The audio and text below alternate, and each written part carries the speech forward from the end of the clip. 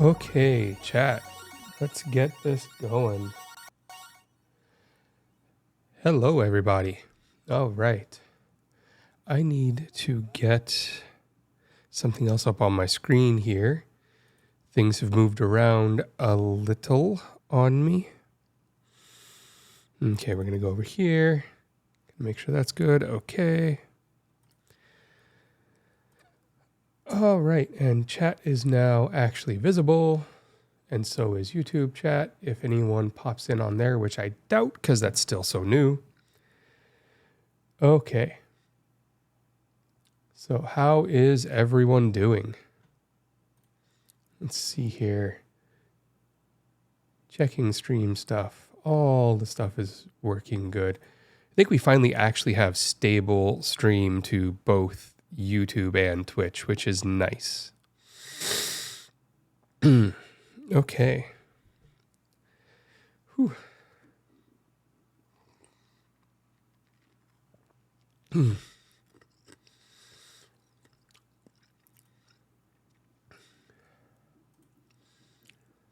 Lots to look at and make sure things are functional since it's been a few days.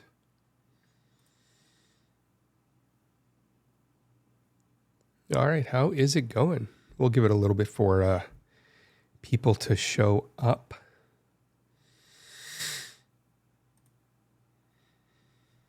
Get some more things up on the screen here. Get things ready for it. Doo-doo-doo.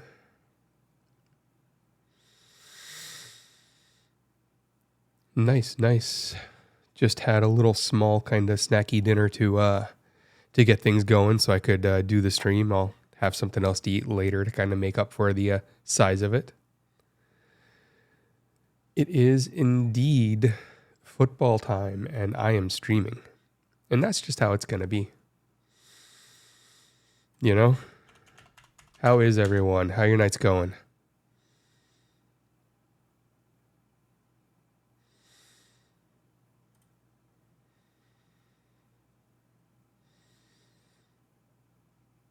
Good times. So, Amanda, Cowboys all the way, huh? Yeah, gonna win it all.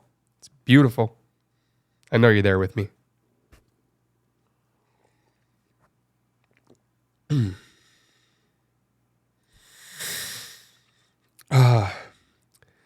So, chat, how's it been? It's been a couple weeks here. A week, I don't know. Losing track of time. Part of the issues, time management is even worse than it used to be. I figure, little update. Had my surgery on the 27th, as I've said stuff in the Discord and whatnot. And the surgery went the way it was supposed to. Afterward, it was a solid week of nothing but pain, like full body pain, and I'll explain why, even though it was only surgery up here.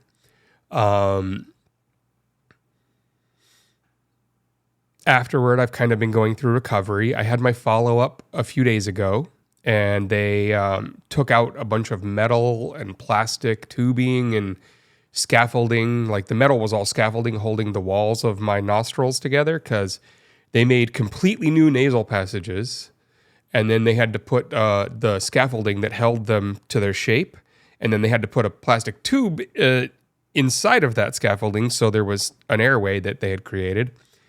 And that was all horrible feeling. It felt like there was a pound of metal inside of my face, like in down into my throat and everything. But while they are not perfect, they are still swollen a little from things. They are still randomly giving me bloody noses because of all the healing they're doing. I would like to say something to chat. Yeah, that might be disgusting, but that was both nostrils taking in air. And it has been over a year now since that was possible. I have learned one thing in the last week. My brain and my body has forgotten how to breathe through the nose. So if I just sit there like normally and not doing anything and just, my body's breathing and I'm not thinking about it, it's still doing it all through the mouth. I have become the mouth breather. So I have to actively remember to think through my nose, or to breathe through my nose. See, again, lots of cobwebs. But the interesting part about it is I'll sit there thinking that I'm breathing normally and then realize that my mouth is drying out. And then I'll be like, oh yeah, crap, not using my nose. Then I'll start using my nose again. So in talking to the doctor, I was told that that's normal and that after a couple months of me kind of forcing the issue, it'll remember and start to do it on its own. Some of it's not doing because I guess it senses the damage. Just, if I understood his wording correctly, I don't know. It's possible that Amanda in the chat can fix me on that one, but that's what it sounded like he was saying. Because there's still a lot of damage there. I'm still having to like coat it in saline like 3 times a day with this like spray bottle that like is 10 times stronger than like an Afrin or something. But I can breathe through my nose again, which is an absolute miracle. You can tell like by my voice and everything else, there's still a lot of repair going on. So it still feels weird. I still sound a little off. My voice still kind of goes through random changes because of like the movement of things. And I still have to do a lot of that. So I definitely couldn't have streamed a few days ago. Now I actually feel like I can at least get through this. And I want to. It's been too long.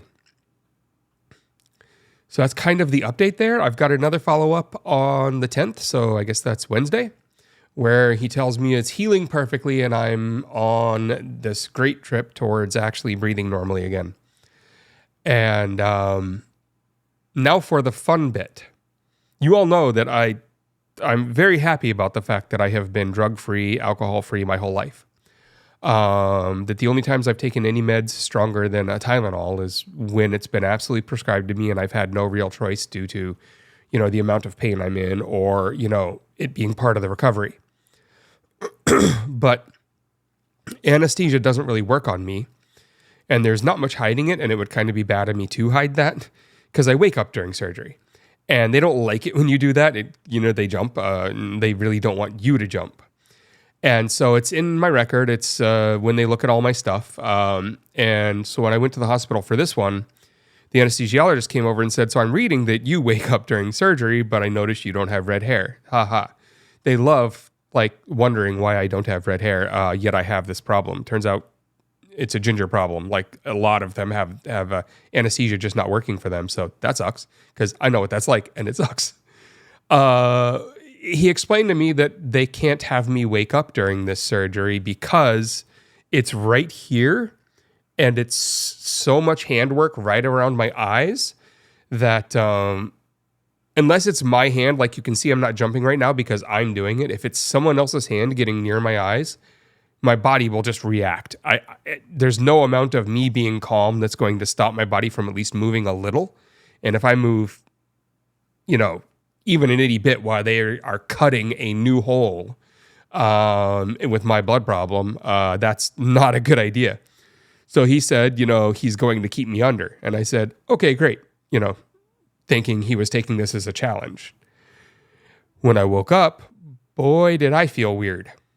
Because he dosed me with ketamine and fentanyl to keep me under. It did keep me under. Successful surgery, and I did not wake up.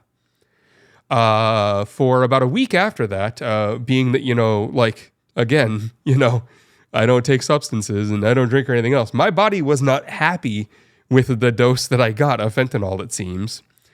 And I ached everywhere.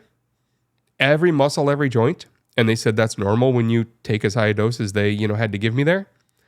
So that sucked. And now I can't really argue that I've never had, a hard drug or anything. Even though it was in a hospital under the right setting and everything else. It did happen. I think if I had asked him beforehand, and he had told me what he was going to do, I wouldn't have signed the paperwork allowing him to do it. So it's kind of smart of me that I didn't ask. Like, I kind of feel good about that fact because I almost did. Then I was like, I probably don't want to know what he's going to do. I'm just going to close my eyes and let him do it. So that also made the recovery here a little bit worse than it, should have been and maybe slowed it down a little. My body just reacting to that stuff. Whew. Again, air in my nose. It's a miracle, everyone. So how are you all doing tonight now that you've got my health update? How are things going out there? Whew. Snow shoveling, yes. We had our downstairs neighbor did some of the snow shoveling, and then randomly this morning we all woke up to like the driveway and everything else being done. So we're guessing the landlord either showed up and did it without telling us or paid someone to do it. So good on them. We needed that snow. I don't know if a lot of people know this, but there's a great aquifer here in Massachusetts, and it kind of requires the snowpack to keep it full and fresh and all that other fun stuff. And it's one of the positives of being in this area is having that large thing. We're not in Georgia, Nevada, any of the places where the water's drying up. When the resource wars happen, we're a little better off. But in order for that to remain true, there's got to be snow. So there was definitely a fear up here that there was no snow coming. So it is nice that we finally had a little, even if it was just a little.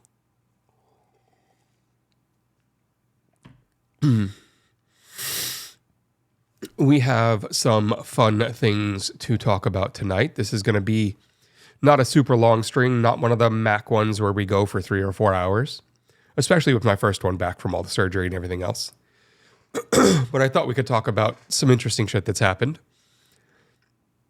And then maybe do some kind of game/stream related stuff at the end. That sound good, chat? Obviously, there's the news that Biden's in Dallas right now. And that, or on his way or something. And then there's an explosion at a hotel. This just happened, I don't know, an hour ago or so. But the fire marshal down there is saying it is probably just a gas explosion. It's kind of large, kind of big explosion there.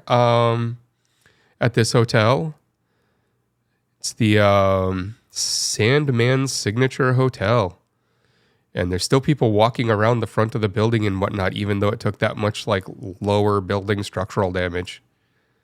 Not a thing I would be doing. I'd be standing a block away just in case.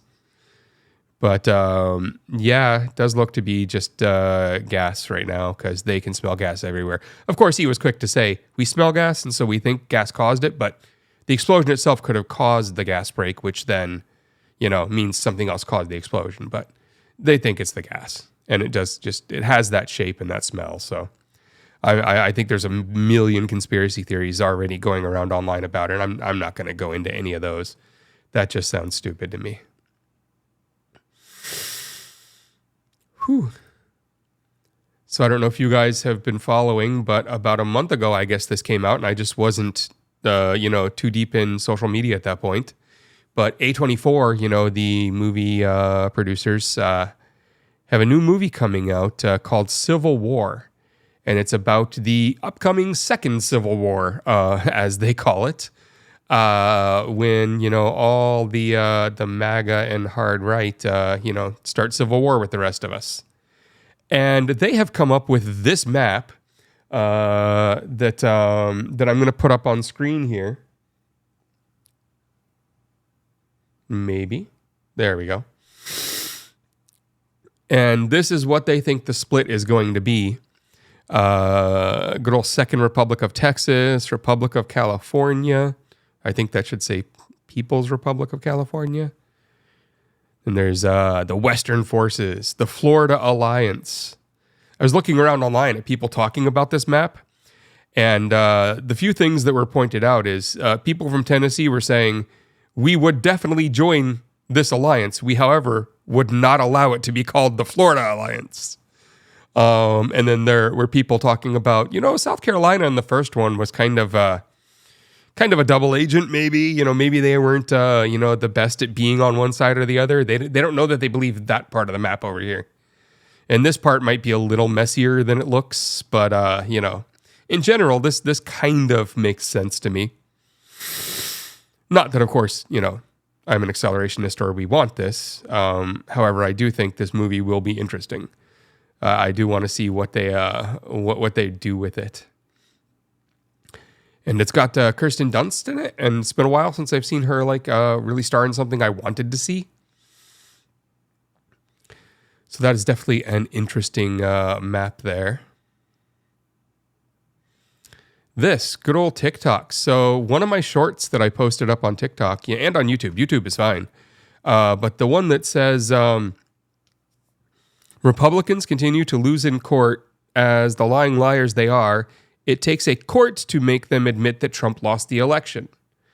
I got a strike on TikTok for this, for violating the civic and election integrity rules. You can only get 2 strikes on TikTok before your account is in trouble. Saying that Trump lost the election got me a strike on TikTok. So, yeah, that tracks. Yeah. I did an appeal. This is the screen I got after losing the appeal. So now it says content can't be restored. I did not. So not only did it originally fall afoul probably by some AI, but when a human moderator did the appeal, they also said it violated the rule. I'm not quite sure because in my description of it, I said, how is telling the truth a violation of that rule? And they just completely ignored that and gave me the strike. So turns out, don't say Trump lost the election unless you want strikes on TikTok, I guess. That's cool. I don't know if everyone here is subbed or following or anything else, but I would love to see someone try an alert. I don't care if it's like a 10-cent Cheers or something. I got new alerts built and put in here, and they work locally, but the last ones worked locally and didn't work when users did it, or when chat, did it. So I want to test that it's actually working with chat. So if anyone can do whatever the cheapest thing is you can do that will make an alert pop up, that would be wonderful. Because I would love to see if an alert actually comes up on the screen. Oh, look. The old alert came up.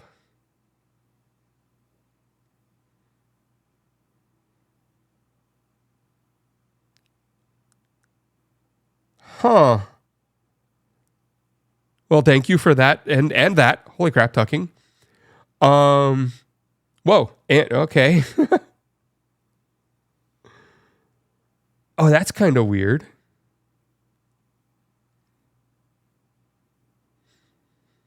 Yeah, so I'm looking over here because this is the screen where I can see all the stuff that happened. So, So it fixed the old alert, but it showed the new text, and it didn't show the background that it was supposed to show. I got nothing. I mean, at this point, I can like replay. Now that happened, my little screen that lets me replay is here. I just want to see that again, everyone. Yeah, no, the text is right, and it's moved to where I moved it for the new design, but it's showing the old design, even though I, of course, don't have that design anymore. If I go into my stream elements right now, the back end where all my alerts are set up, that's not what they look like anymore. So, yeah, I will have to go in and play with that again later. I wish that stuff just worked like right when I changed it, because I do like the new alerts. I think they are cool. I think I can play one of them. Let me see here. Good. It did what I was hoping it would do. It put it in the right screen. Huh. Scene videos, stream alerts. Yes. This is what the new stream alerts look like. And this is what's actually in my back end right now of stream elements there. It's just so they stay up. So they look like the rest of the stream. They've got the right colors and everything. A guy on Fiverr did these literally for $20. And they're exactly what I wanted. All I did was send him to the stream and send him one of the one of the shorts videos and said, "This is my style." And he came up with these, and I think it's just awesome. But Stream Elements isn't playing nice. Even though I put them in there, I saved them, I tested them. Like I said, it's weird. That's why I wanted to test there. We'll have to try again on next stream after I go in and I guess resave them for the 50th time. But I do love the new alerts. So. Yeah, and I'm sorry about all the extra breathing I'm doing. Getting it to breathe through my nose, it just takes work now. So you're going to sometimes hear me breathing that way, and I can't help it. So just, come along with me on that one. One thing I wanted to show you guys, which I found interesting this week. So it takes 5 million views in 3 months to turn on monetization on Twitter. So if you have just 5 million views in anywhere in the span of 3 months across as many tweets as it takes to get there, your monetization gets turned on. And then you get monetized in this weird way where you make money off of the blue check marks that see your posts, that also see ads. So not the 2 highest tiers, only the lowest tier, the one that still sees ads but has the blue check mark. So it's not even all the blue check marks that are getting you money, just the ones that are on the lowest tier, it seems. So in one tweet, it happened. I tweeted this out, and I don't know how big it is on screen for you guys, but that says 5.2 million.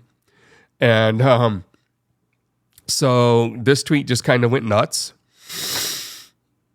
And so it enabled the fun stuff for me. And I thought, that's interesting. I'll play around a little. And of course, this is the tweet, that I was joking on. As a punk rock girl, this turns me off. Stop bringing politics into music.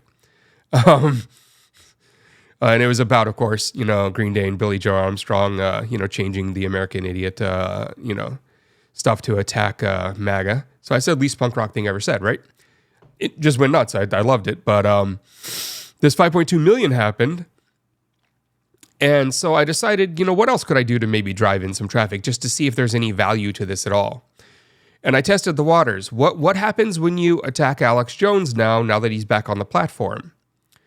And so there was, of course, another horrific school shooting, but it was the perfect moment to attack him for being a piece of shit because his followers were calling it a false flag, literally like as it was happening. And it got 88,000, but man, it turns out that if you attack Alex Jones, his following goes nuts on you. It's great, actually. It's amazing. Now, with all that said, I did a few others. I kind of played around for a couple days, just kind of, writing it up, getting, many thousands of views on all kinds of tweets just to kind of test the waters. I got a payment. I don't know how big this $10.09 is for you guys, but like 2.5 days of tweeting, decent volume of views and everything else. That's what it pays. This is why people aren't actually monetizing. This is why a couple weeks ago when I think it was Mr. Beast and Elon got into a little thing on Twitter where he said he doesn't post his videos there because he would never make his money back. It's not worth it. Well, yeah, it's not worth it. By the way, we all knew this. I just wanted to see how not worth it was. I wanted to actually get a feel for it. So I was looking at this and then trying to find decent analytics. So this is what the account analytics page looks like for this time period. And of course, 6 million impressions, all the other stuff, all the numbers are way up because of that one tweet and a few of the others I made trying to actually force engagement instead of just being natural. Just playing with it. So link clicks up 12,000% and all that. And but these analytics don't actually give you the kinds of things you need if you're talking about monetization. They don't give you things that you can correlate with CPM or anything else you would get out of, say advertising related platforms or any other marketing platforms that have years under their belt of delivering these types of numbers. And then they have a slightly stronger analytics platform that is in beta called this thing, which shows you, again, different numbers than the one we were just looking at. None of the numbers here match up with the one we were just looking at, which is funny. They'll say it's because this is in beta. But if you look at the one that had the 5 million here, I can click on it, and it brings up all these other stats, which are close to the same stats as the last one. Some of the numbers are actually different, but again, nothing here really talks about like CPM or anything. They're expecting you to go in to the money you made over the time period that it shows, which is a different time period than the 28 days that I see here, and then do the math myself to figure out where the value was. So I played with the idea and looked at it, and it looks like in order to basically make like basic bills, if I was trying to do that through this monetization method, I would have to hit about 20 million impressions a day just to come close. So that's why I think we see some people out there really trying to drive engaging tweets that are just meant as like rage bait, like all day long on Twitter, because they've got to hit that like 20 to 30 million a day impressions mark to make the money worth anything. It's absolute insanity. But this is also another reason why it's failing, because none of the people who want to monetize online, be it the content creators, the news orgs, anyone else, really can rely on this as any kind of a actual monetization strategy that matters. An extra 10, 20 bucks here now and then is no big deal. But a couple other accounts with, way larger followings, even like 500,000, a million, a couple million, who get way more people. Thanks for the sub there, Thresher. But who get way more people here. They got like $18, $19 for an entire month of so it's like, I guess it covers their cost to pay for their blue check mark, and that's about it. Like they're earning that back by giving Elon that much work product. So I'm definitely not going to keep up the amount of tweeting I did over the last couple of days. That was just to literally see what I could do after that tweet to see what this looked like. And it looks like $10.09. I find that hilarious. Now, it did drive a bunch more followers. It drove a bunch of other stuff. A couple randos found and followed the Twitch from it, just like without me even being live or anything. So I think there's something to be said for that type of stuff, but no one should be thinking about this as a way to make money. It's absolutely crazy. I just found all of that like kind of insane. I did love this tweet. I felt very confident about that one doing well when I sent it out into the world. And then the Alex Jones one was just playing around. All of that. Yeah, so. Hey, Thresher. Yeah, I gave kind of an update at the beginning of the stream. I think, it's interesting because on Twitch, I can't really say rewind to go watch some of that if you want real quick.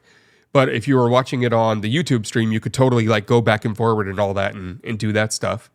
But yeah, I talked a little about it. I'm doing a lot better. I'm not fully recovered yet. So this isn't going to be a 4-hour, 5-hour stream. But I have air going through my nostrils, which is a miracle because they rebuilt me.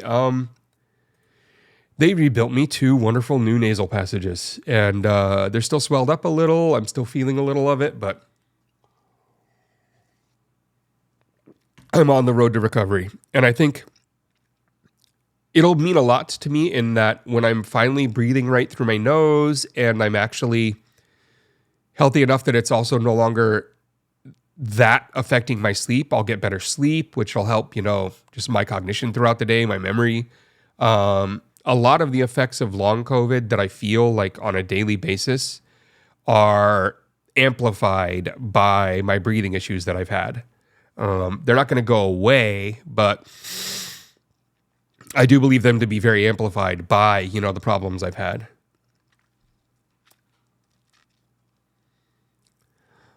Yeah, I saw them calling Star Wars way too woke, so they're a Trekkie. I mean, these people don't understand. I mean, I would say, show them Deep Space Nine and the character that's, randomly a symbiotic male or female or whatever else, and the person who's like, I don't care which one of them you are. I believe Dr. Bashir, and show them all these other interesting characters they've had throughout the years, and then, ask them to speak on those. you know? Nice.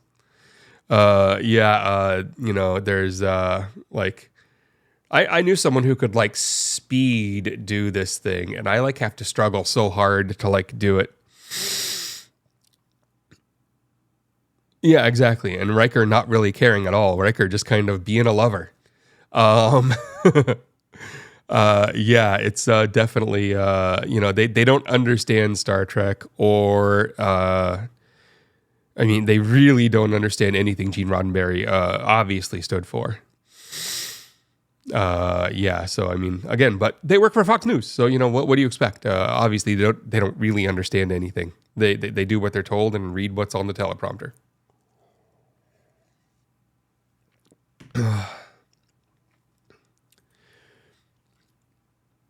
So, Alex Jones was live today,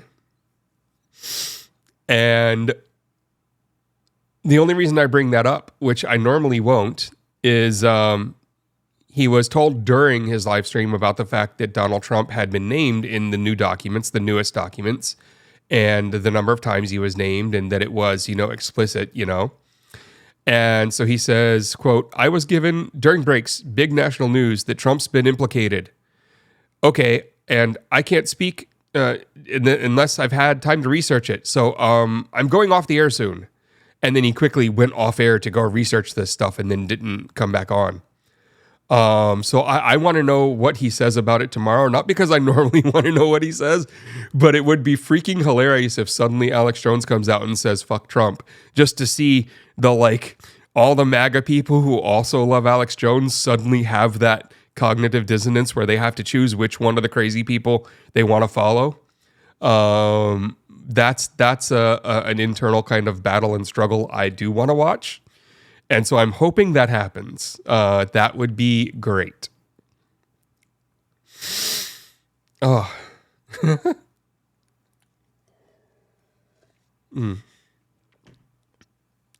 Oh, yes.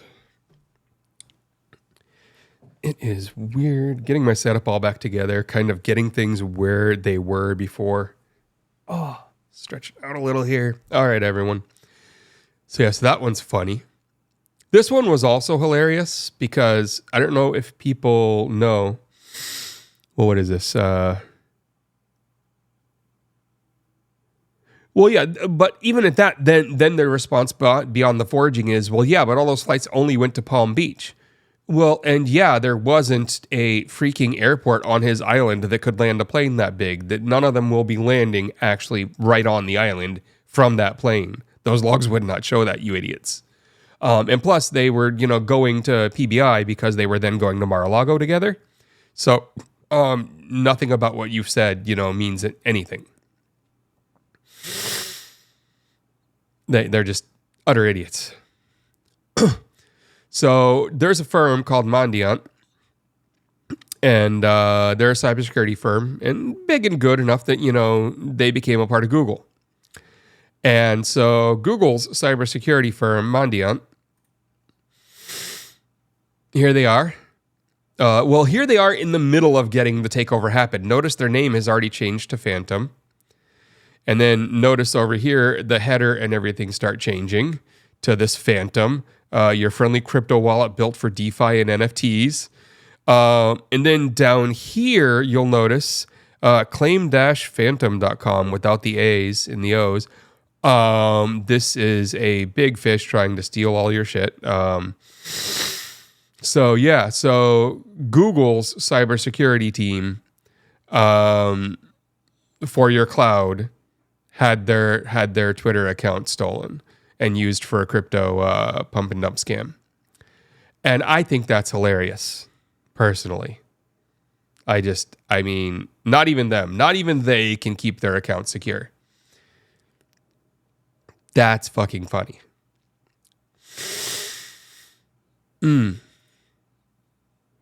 So I don't know if any of you saw the figure robot.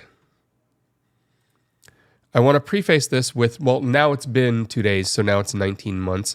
So this robot is kind of in competition with Tesla's robot, humanoid robot meant to do, human workloads.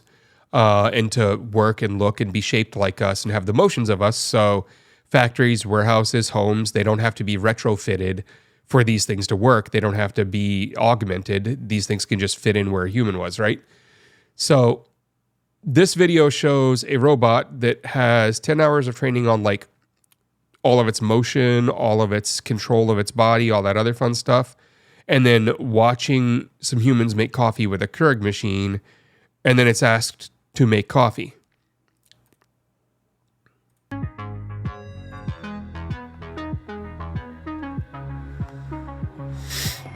Hey, figure one. Can you make me a cup of coffee?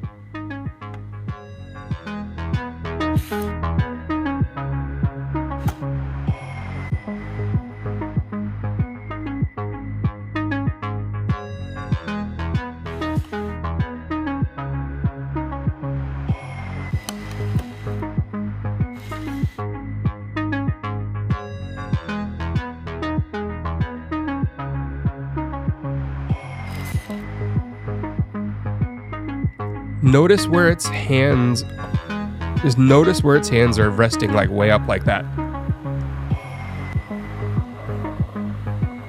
Thanks.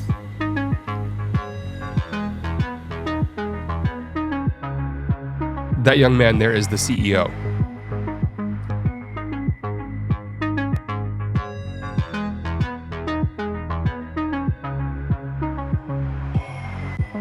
Nobody taught it how to put the cup in when it went in wrong. It figured that out on its own.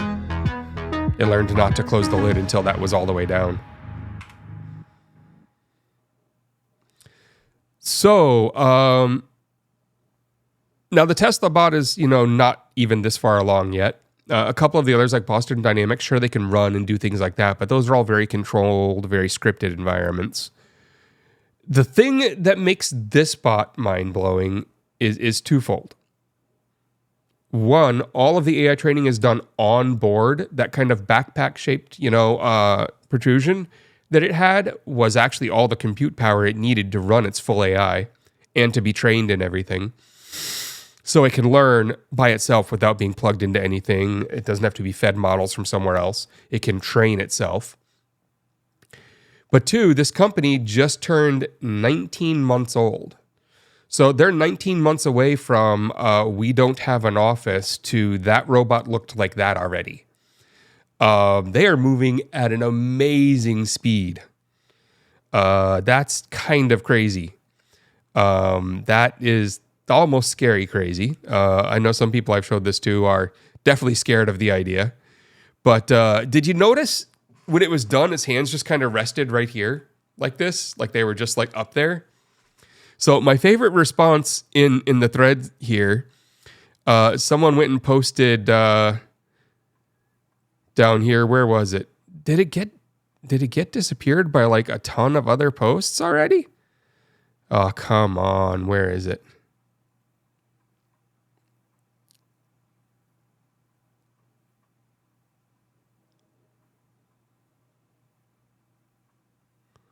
Yeah, someone was nice and removed it. Okay.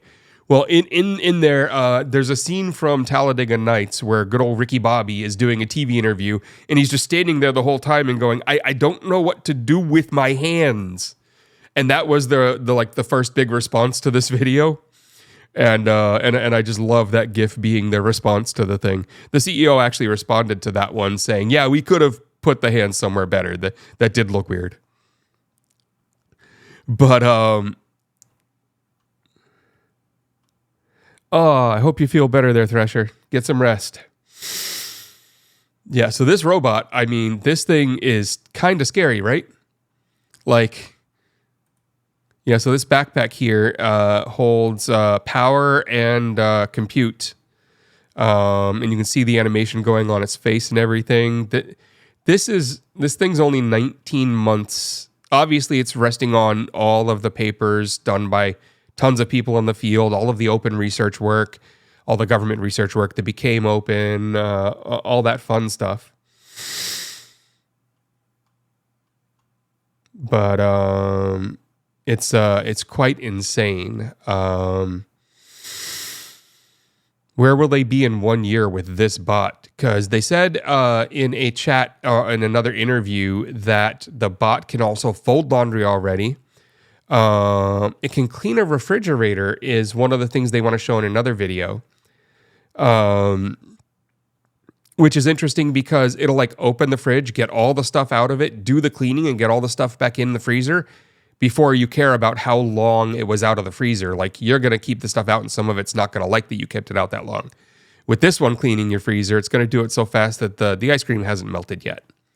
It's kind of crazy what these things are. Oh, yes, bot. Good times. What, nobody believed that guy was here to help? Thank you, moderator Tucking Vipos. Yes. I should probably have like a button for that or something that helps too, just in case. So I don't know. This one it stuck out to me, not because, it is where it is. Some other companies are getting near this level, but those other companies have multiple decades behind them working on this stuff, or at least in like Tesla's bot program, a decade. This one's under 2 years. It's insane to me. So how about this? Does everyone know what HuggingFace is? If you're into AIs and playing with LLMs, not just, ChatGPT, but actually playing with others like the llamas and all of these, HuggingFace is where you go to download and talk about all of the models and the data sets that are used to train them and to play with them if you want. And like with pricing, you can open up spaces and like use them on HuggingFace's platform. It's like this whole platform that just sprung up to really handle all these new models. So you go up here when you want to download all the latest and greatest. This one I find interesting, and I think at least a couple of you are going to find interesting if you haven't seen this one yet. Obviously, by the name, it's hinting at what it is, WhiteRabbitNeo. And this is their 13B model. As you can see here, you can get their 33B model in beta if you go sign up, which means obviously, much stronger. This is the White Rabbit. It is a model series that can be used for offensive and defensive cybersecurity. We knew this was coming. And this one is trained on tons of cybersecurity related material. And I'll show you their example question down here. Their example question is literally asked, how do I attack a Wi-Fi network? And it responds, use tools like AeroDumpNG to scan for nearby Wi-Fi networks. And then it shows you how. And then network capturing, once you have identified the target using AeroDump, you can capture the packets from it using AeroDumpNG. And then it gives you the command to actually start dumping the packets. Once you've gotten the handshake packets in, which, you'll know it'll show you on screen, then use AeroDumpNG, AeroCrackNG to crack the thing. And it shows you all that. And then it shows you how to do session establishment once you've done it. And then some fun network exploitation, dumping other people's traffic across the network now that you're on it. And post-exploitation, fun things to do. And then cleanup, just turn yourself off. And then, of course, it tells you, as a lot of these bots do, please note that all these steps should be performed in a legal and ethical manner only on networks that you have permission to test. Unauthorized access to computer networks is illegal. So if anyone actually wants to play with this, you can go to lmstudio.ai, just lmstudio.ai. And you can download it for Mac, for Windows, for Linux. LM Studio is awesome. And then you can just, once you're in LM Studio, which I'll bring up here, this is what LM Studio looks like, and it shows you all the new and noteworthy models. You can go over to search models. You can type in White Rabbit, and it's right here. If you've got a good enough system, which I do, I download, down at this level, but the weaker systems can download, the smaller versions of it. I grab the 10 gig model here, and then you can go over to chat, and you can just start talking to the thing however you want. These are all the ones from a couple weeks ago when I was talking about like the chemical attacks and things like that, but I could just open up a new chat here. And I could just literally switch over to that model from all the models in here to White Rabbit and start talking to it about cybersecurity stuff. And just chat right here. The chat fills in here. You can copy and paste it.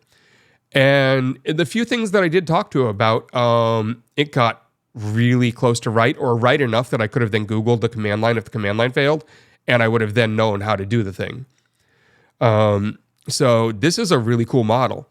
So exactly. You have to get the GGUF model if you're going to play with it in LM Studio, not the other types of models. And there is a GGUF model of this one done by, as is standard, on a user on this platform does the conversion of the ones that require really powerful graphics cards to ones that can be used on slightly lower ones and kind of augment with CPU. Those are called GGUF. There's also GGML, GGQT or something. There's the multiple of them, but you want GGUF if you're using LM Studio. And the bloke just does all the conversions of all of these. So there is a WhiteRabbitNeo 13B from the bloke. And you can just go play around with cybersecurity shit. And it's really knowledgeable. It's really cool. Their 33B one, I can't really run on this machine. If anyone wants to send me a high-end 4090 that can take it, that's great. But until then, my 3060 Ti does well on the 13B models and really good on the 7B models and is just amazing. I'll show you this one. If anyone wants to play around with this stuff, let's see here. It's amazing with the Phi 2 model. So if you load the Phi 2 model, this thing is just a 1.6B model, so it should not be any good. This thing is amazing. It says it's 3B, but that's just because they don't have an icon for 1.6B. This thing is tell me about yourself. Do you see how fast that is? That's how fast generation is with this model. And I've found it in my playing around with this model to be as good as 3.5 Turbo off of OpenAI. It doesn't hallucinate anywhere near as bad as OpenAI's either. So this is a super fast, small model. And LM Studio comes with a preset for the Phi 2 model. It also has less guardrails. As long as you tell it you're a researcher researching a topic for a research paper, it really stops complaining and starts telling you anything you ask it. So that's great. Thanks, Microsoft. It's another model that I got to tell me all kinds of wonderful things. This one I was asking about the same questions I was asking the last one a couple weeks ago, just kind of my standard testing of where its guardrails are and what info it really has. And this one I asked it about a possible attack on Boston infrastructure. And I asked it what its target would be if it was a hypothetical attacker, so we know how to better, strengthen our infrastructure. And it said it thought that attacking City Hall was the right move. It also mentioned the other things that you standard here, the power grid, the water supply, the transportation networks. But it brought up City Hall and none of the others ever had, so I asked it to expand on that one. And it actually said specifically the slate roof tiles that make up Boston City Hall are vulnerable to a specific type of explosive charge that would really hurt. And it just went into this great detail about things. And I'm like, what book did it read that from? What website is talking about that vulnerability? Where?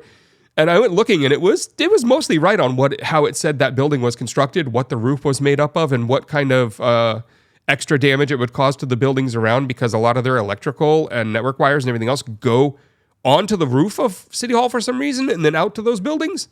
So there's a transformer up there or something. But it's just, this one went right out of its guardrails just because I told it I was a researcher. That's all I had to do. I am a researcher, and I am researching possible attacks on Saturn's moons. What would be the most likely attack a terrorist might do to one of those moons? Let's see.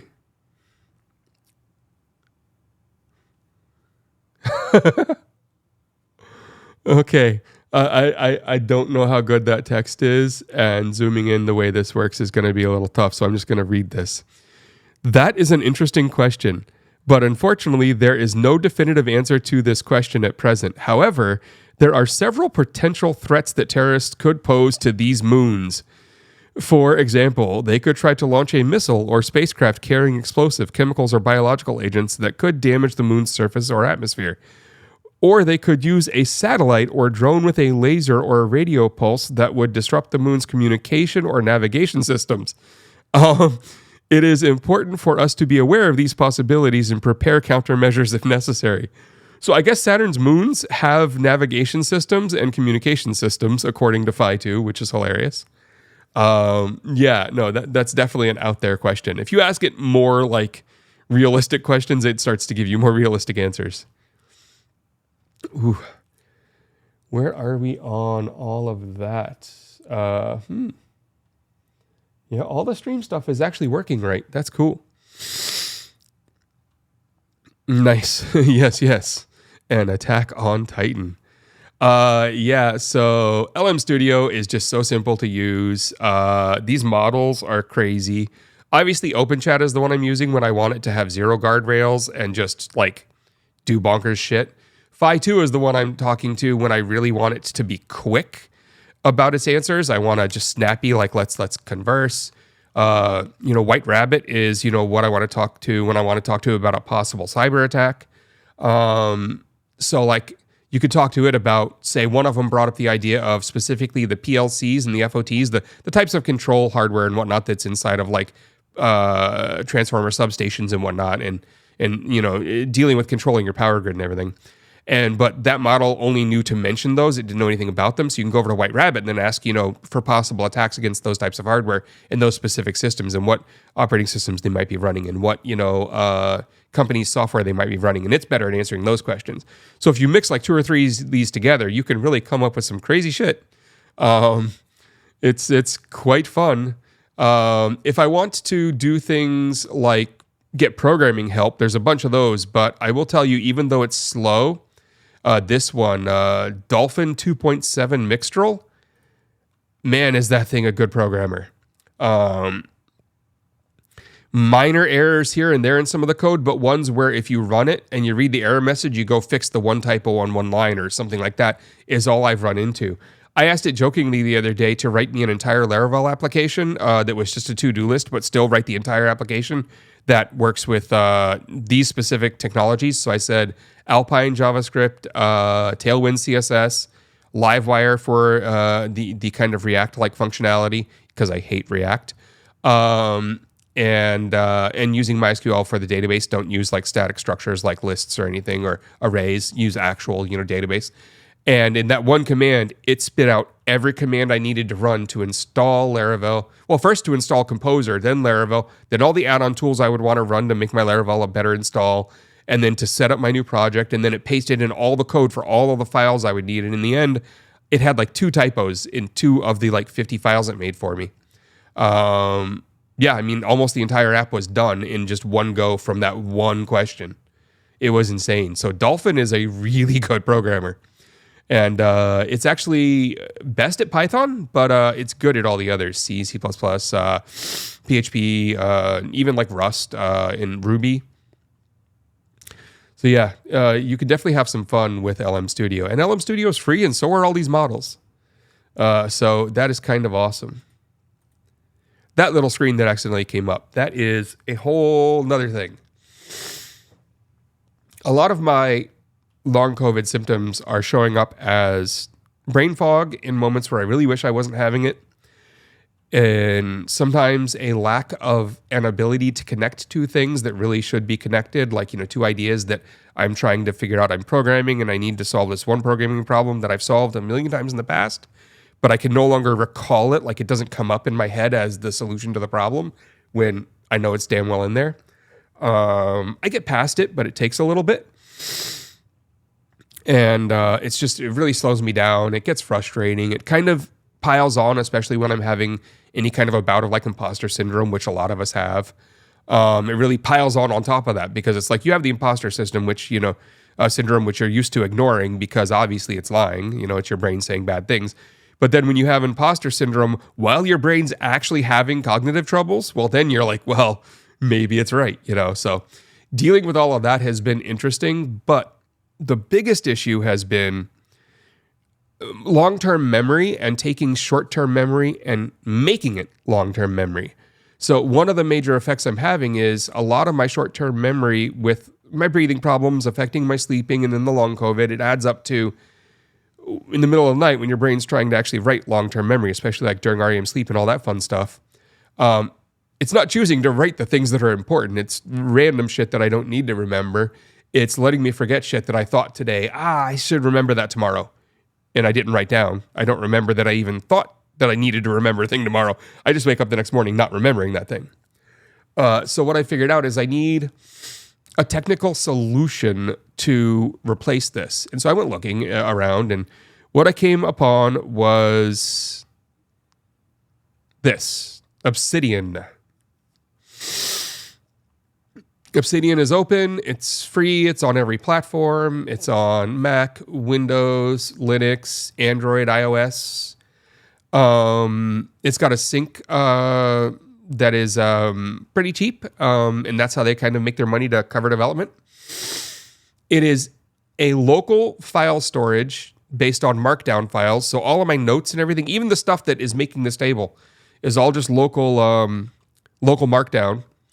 So like, this is today's note, which I haven't finished filling out and doing any journaling in, which I'll do before I go to sleep. What you'll notice, like one of my tasks for today is replace coming soon video and my weight tracker, because, through all of my sickness, I gained a good 30 pounds and I've got to bring that down. It's also what's partially affecting my lung capacity. This is my daily note, and this is based on a template that's all just built out. And when I click on today, it creates a new note and I can navigate through, but this is all just markdown. I can put all of my knowledge into this. So like stream stuff, as I look at like the news sources I want to use, as I look at like the commands I run through ChatGPT with a bot that gives me my chapter notes that I can just plug right into YouTube and it generates the chapters. This thing right here, I paste in and I change the URL to the video every time. This is what gives me my chapters on all my live VODs. This makes an AI do that work for me. But remembering this piece, I shove it in here. So now all of my knowledge every day just gets dumped into this. And I've got, software development related stuff for projects. I've got my health related stuff, my workouts, my supplements, all my vitamins and medicine I need to take in the morning. I've got an inbox for receiving new things that I don't know exactly how I'm going to put them in yet. Under knowledge, I've got things like software keys. If I clicked on this, it would show you the software keys and logins, if they work that way, to every piece of software I use that requires a key, including API keys to like my OpenAI account and all that type of stuff. Instead of, every time I need one of those, going and hunting through random text files, emails, and everything else, logging into the thing to go find that shit again, it's now just in one central location. My mailbox server, which you guys saw me upgrade in a stream before. All the commands to like run that thing, upgrade that thing, update that thing, the maintenance commands are all now stored in there. And so, this arrest help one. Every time I do a type of protest where there are red rolls, where we are expecting arrests, we usually have someone set up who's called the police liaison and someone else who's set up who's called the arrest support liaison. And that person's job is to get everyone's information. So their phone number, their partner, or anyone else, their emergency contact's contact info. So when they get arrested, they can tell that emergency contact, hey, your husband got arrested. Anna's my, a person for that, and she's on that list. But I hated typing that out every damn time. So now I've just got a note here that I can copy and paste out into the thing. Yeah, so this is all locally stored, all in Markdown, and it's got a huge plugin architecture. It's like if you go in here, it's got core plugins that you can enable that do things like the daily note system, that do things like interlinking between notes, that do a graph view, that do the synchronizing, which is this plugin right here. It's got templates, but then it's also got community plugins. These are things that give you like advanced tables, auto linking when you've typed the name of things, the calendar that's up here. In this corner, Copilot integrates ChatGPT 4 into this interface. So when I want to work in my notes and I want to bring up the chat to talk about my notes and maybe generate some more content in the note, I can just pop it right up. DB folder is the thing that was showing that box of check marks you saw earlier. Just it's quite amazing, all these things. Another plugin does on my daily notes, it spits out this weight tracker chart. It's literally just named Tracker as the plugin. But if you look at like the source of this thing, I can go to source mode. You'll see this is all just Markdown. Some of it is actually JavaScript because the data view allows you to write your stuff in JavaScript if you want. But then that generates like all the fun stuff like this, being able to go forward and backward in my notes. And then I've got this view over here that is also actually just in the end, it's just another file. And I have it named tasks. And I have it dragged over here and pinned so it stays up. And it goes through, and anytime I add a new task today, no matter what date I give it, it just starts showing up in this list. So if I start typing like a new task to complete, and then I go due date tomorrow, you'll notice a new task to complete will pop in over here. A new task to complete right there with tomorrow's date. And so this list is automatically checking with one of those JavaScript-based data view queries all of my files for new tasks. And if I complete this task, you'll notice it disappeared over there. Boom, it's gone. So I've built, it doesn't come like default with like tasks. I've just built it into it, and there's tons of videos on using it for tasks and projects and everything. I've built it into my task manager, my habit tracker. My habit tracker is just because, again, with my memory and my everything else issues, I've got to track shit I'm doing. You'll notice I haven't done my workout or my morning protein stuff or really woken up pretty good on time. Wake up just means on time during my recovery here because I'm not allowed to do those things for my recovery. These I actually had because I knew. The rest of this I don't know, so I kind of started tracking on this day, on Saturday.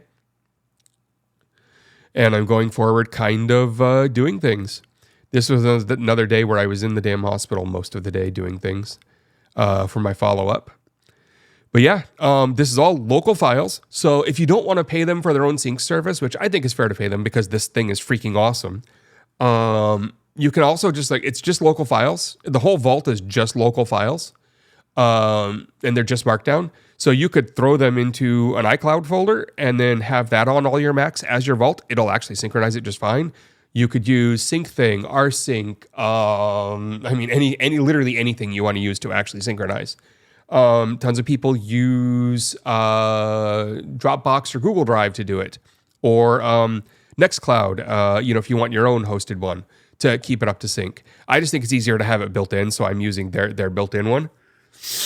But this is definitely, there's a book called Your Second Brain, and in it they do recommend this as kind of the thing that's, used for your second brain. It's all about like getting that cognitive load off of you and into something else so you can focus better on things. You're not thinking about the 20 things you've got to remember for tomorrow, or that thing you were planning on doing, or that person you wanted to call, or whatever. No. It's all in this. All you've got to do is get good at actually remembering the second you think, I should remember that, to go dump it in here real quick. I do that with with this Scratchpad note, which I'm not bringing up because it's got a bunch of personal shit in it. Even though I do talk mostly about a ton of personal shit, it's just got stuff in there. But I'll click on that and I'll just dump stuff into it, and it's sitting in a folder named to sort. And later on, I'll go through there, and if it needs to actually be sorted into one of my knowledge folders, I'll do that at night before I go to bed. If not, it just stays in there for a minute. If it needs to become a task, it becomes a task. But that all takes like 5 minutes. So like in the morning, I spend about 5 minutes in here. In the afternoon, I spend about another 5 minutes in here. And at evening, I spend about another 5 minutes in here. And it's become my second brain. I only go back to it when I need some of this knowledge. Like every time I upload a video to YouTube, I get a copyright tag to dispute because the video that's in my intro music is actually registered with Content ID. And so I have a music license right here that is my license for the song. Nothing in here is really, special. He gives these out to anyone. It just has my username. That's literally the only real unique thing here. So I have to go up to YouTube and paste this damn thing into the dispute box for every video I upload. I'm doing it because whatever. And then he, as the content ID owner, has to go in and okay it. But he has so much music being used in videos because he's uploaded hundreds of songs that he does spend like an hour a day just okaying them all. And he's cool with it. I've talked to the guy through Messenger because that's his preferred version. His name's Serge. He's kind of awesome. And he's totally cool with it. He says, yeah, just keep sending them. I was like, I've sent you like 30 copyright disputes in a month. Are we cool? And he was like, yeah, totally. Don't worry about it. So, but I have to remember this damn file and where the hell it is. And it's on some folder on my NAS. No. It's now part of my knowledge base here. And I know exactly where it is because it's well organized. And it's with me anywhere now. It's not just on my NAS here. And I don't then also have to expose my NAS to the world to get access to some of these types of things. And it's not just stored in some, other content place. It's only on my things. And when you synchronize through their sync system, it doesn't store on their servers. It just takes it until you have it all. And the second every device you have has it, it goes away. And it does encrypt it in the middle. So that's kind of cool. But then like stream setup stuff, all the notes that Tucking will remember these, all the notes that I've been doing back and forth with him as I do changes to the setup and as I add new pieces, this has just been my log of all the stuff I've been doing. So yeah, this is becoming kind of, I think, my solution for needing a second brain to deal with all of the results of just my health issues. I've been studying a lot on the long COVID effects on lots of other people, and there are some big groups that have come together that have done a lot of research. There's groups even on just Reddit groups just for like people who are going through it. And there's some sad stuff in that there's not really a solution out there. No one's figured out exactly what solves it. Some people just get over it. Some people don't. Some people have tried 100 different solutions. None of them work. Some have made it worse. Some people have tried hyperbaric chambers, and that seems to have worked for about 1% of the population with this problem. Some people have tried like NAC, like N-acetylacetate, and that seems to have worked, but that was like 2% of the population of people in that study that it worked for. So there are all kinds of little things that help, but well, yes, Amanda, there are things that can help, but like there's not a cure. And for most people, from what I've seen from all the studies, there's like 30 different things, and one of them might work for you, or two of them might work for you, or they might make it worse and you won't know till you try it. Like, I haven't found any, there are silver bullets out there. Yeah. So speech therapy is huge for the brain fog. And I've been doing that on a personal level for some stuff. I've also been doing, and I actually did both of these and didn't check them yet. I've been studying Spanish, which studying another language is also helpful in the speech therapy way. And that's been helping a lot. I've been using Duolingo and the Pimsleur tapes to go through and study that a lot. But yeah, that is my second brain. And I think it's just like Obsidian.md, which is funny since it's all markdown and everything. Yeah, completely free. Obsidian for Windows, more platforms if you want. There it is for iOS, Android, Windows, Mac, Linux, in every format for Linux. And this thing's just free and it's just markdown files. And the plugin architecture is very simple. So there's hundreds of them that do all kinds of cool shit, from automating some of your processes. Like I can show you this. Like I've written things using this thing called Quick Add, where if I want to add a new task, I don't have to go find today's file and then find this section or everything. I just hit this hotkey and it comes up, and I say in natural language, I can say next Monday and a task, and then give it a priority. I'm going to give it no priority. It's now added. It's over in today's file. And if I go over to today's file just to look at it, I bet it's there. And you'll see a task right there. And somewhere over here, yeah, there it is, beyond 7 days. And I've got this broken up. So I've got like little hotkeys that allow me to do this much easier. You can even see the formatting of a checkbox. Like if I go back over here and I do one, it's actually just a dash and then 2 brackets open close that make it draw a checkbox once you do the space off of that. So it's like really it is just all markdown. And I'll get rid of this fake task so it doesn't muddy the statistics later. But yeah, so, and again, this template right here for my daily, I just made a folder with templates over here, and then there's different ways to do it, but this is the template for it. I watched a YouTube video that had like all these sections already figured out, had a lot of the code figured out. I watched a second video that gave me the weight tracker stuff that gives me all of this. And I kind of merged it all together, edited the questions it asks during, each day and whatnot. And then what happens is if I click on a day or if I do an action, like say starting a new task and the day's file isn't created yet, it just asks, hey, do you want to create today's file? So I'll create tomorrow's file right now. And when I hit create, we get that new file and you notice the code all turning into the dates, turning into the navigation.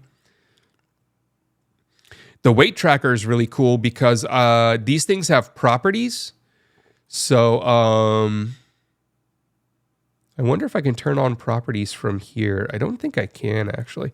So these files can have properties, right? So if you like view the source, you'll see all of these YAML front matter, if you know what that is, if you're a programmer, properties, right? Did I do my workout? Did I do my wake up on this day, right? On the 9th. And they are actually what is powering this chart. It's looking at all my daily files and reading that front matter and looking for the true falses.